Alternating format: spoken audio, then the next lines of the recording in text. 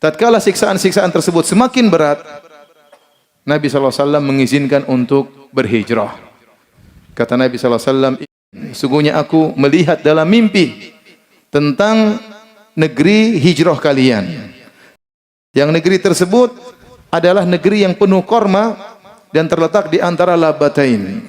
Labah atau harratain atau harra adalah batu-batu yang hitam, yang cadas, yang dikatakan adalah bekas batu-batu yang keluar dari gunung yang kemudian terletak di kota Madinah. Di antara dua kumpulan batu tersebut itulah kota Madinah, dan kota Madinah subur.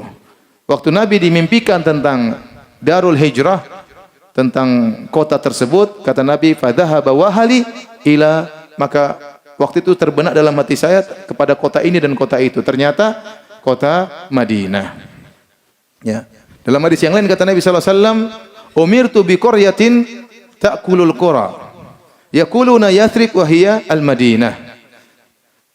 Ya, kata Nabi sallallahu alaihi wasallam, aku diperintahkan untuk berhijrah ke suatu negeri, yang negeri tersebut akan memakan negeri-negeri yang lain, yaitu akan mengalahkan negeri-negeri lain, akan menguasai negeri-negeri yang lain. Mereka menyatakan bahwasanya negeri tersebut adalah Yathrib, padahal dia adalah kota Madinah. Nabi tidak setuju penamaan kota Madinah dengan Yathrib, karena Yathrib diambil dari tathrib yang artinya celaan, maknanya jelek.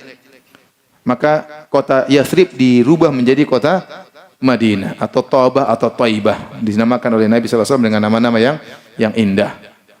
Dalam riwayat, "Man arada an yakhruj falyakhruj." Kata Nabi, yang ingin hijrah silakan hijrah. Maka mulailah para sahabat berhijrah. Karena tidak bisa beribadah kepada Allah, terutama setelah paman Nabi Abu Thalib meninggal dunia.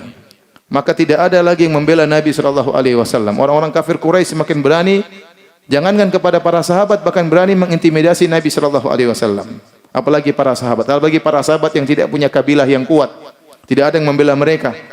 Sehingga mereka, kata Nabi, yang mau hijrah silakan hijrah. Maka mulailah berangkat. Ada yang sendirian, ada yang sama istrinya, ada yang satu keluarga, ada yang rombongan. Mulailah kota Mekah sepi. Kota Mekah mungkin dulu penduduknya berapa? Taruhlah 300, 400, entah lebih atau kurang. Nah, kalau 100 sudah pergi, sepi atau tidak? Sepi. Orang-orang musyrikin mulai lihat, tuh, orang Islam pada kemana? Hilang semua. Harusnya mereka senang tatkala orang-orang Islam pergi. Ya sudah, kita kuasai Mekah. Sudah tidak lagi ganggu kita, tidak lagi yang dakwah-dakwah, tidak lagi yang syirik-syirik, sudah enggak ada. Sudah mereka pergi. Harusnya demikian.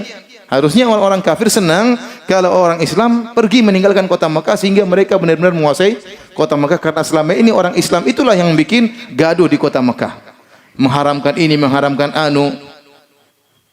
Tetapi ternyata mereka tidak suka kalau orang-orang Islam hijrah. Kenapa mereka tidak suka? Karena mereka tahu orang-orang Islam ini akan hijrah ke kota Madinah, akan menyusun kekuatan di kota Madinah, dan mereka suatu saat akan kembali. Itu yang sudah dipikirkan oleh Abu Jahal dan teman-temannya.